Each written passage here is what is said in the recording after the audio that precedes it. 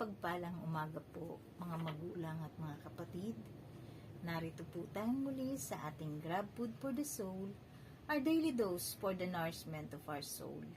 Simulan po natin ang ating araw sa pagbubulay-bulay ng salita ng Diyos upang makalakad tayo sa isang mapayapang pamumuhay. Ang pamagat po ng ating paksa ngayong umaga ay pagtatagumpay sa bagyo ng buhay, Part 3. At ito ay matatagpuan po natin ang ating batayang talata sa Marcos chapter 4 verse 40. Ganito po ang sinasabi ng talata.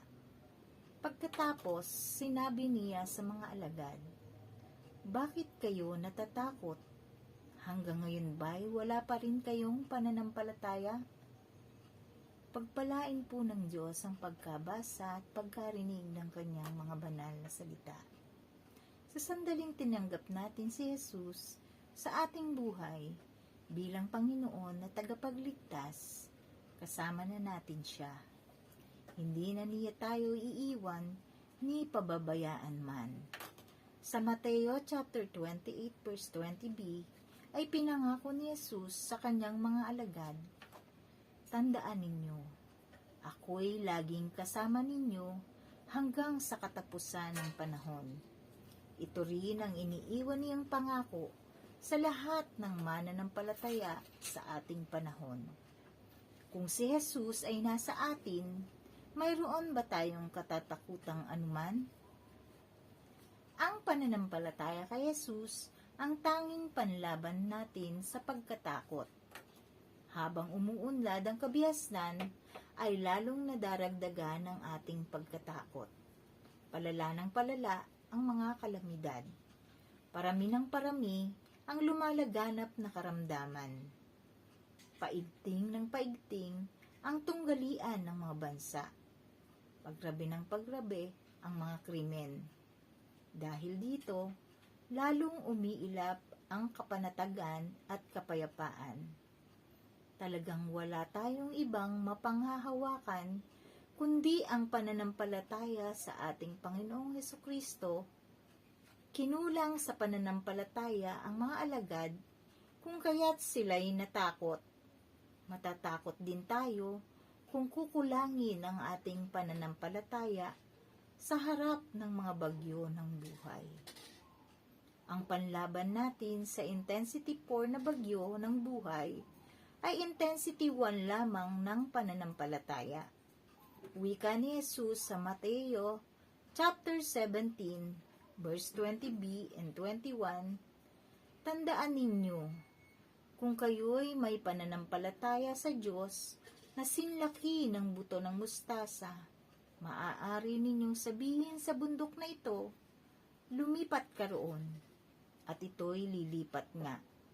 Tunay na walang bagay na hindi ninyo magagawa. Kung sa gabutil na mustasang pananampalataya ay magagawa nating palipati ng bundok sa kanyang kinalalagyan.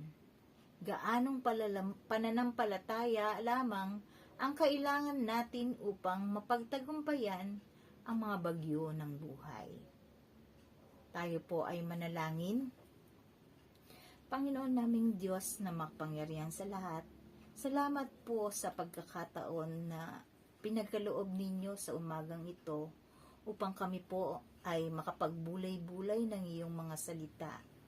Salamat po sa iyo, Panginoon, sa iyong kabutihan sa bawat isa sa amin. Salamat po sa pananampalataya na ipinagkaloob ninyo po sa amin. Salamat po, Panginoon, dahil hindi mo kami iniiwan ni pinababayaan man. Panginoon, sa umagang ito ay dalangin po namin ang aming mga kapatid na papasok sa kanilang mga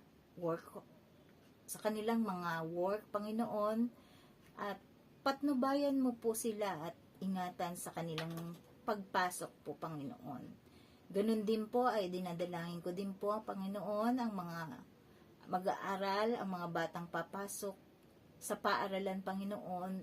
Pangunahan mo po sila at gabayan, ingatan mo po ang kanilang pagpasok.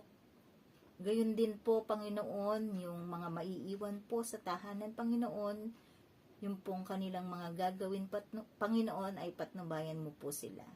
Dalangin ko din po, Panginoon, ang aming mga kapatid na nakararanas po ng mga sakit, karamdaman, Panginoon. Hipuin mo po sila ng iyong mapagpalang kamay, Panginoon. Mapagpagaling mo pong kamay, Panginoon.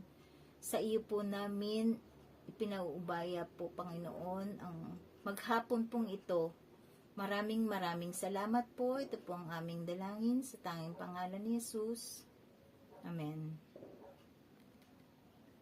Maraming salamat po sa pagsama sa akin ngayon sa pagbubulay-bulay ng salita ng ating Panginoon. A friendly reminder to all of us po, be Christ-like in your workplace today. God bless us all na hanggang sa muli po.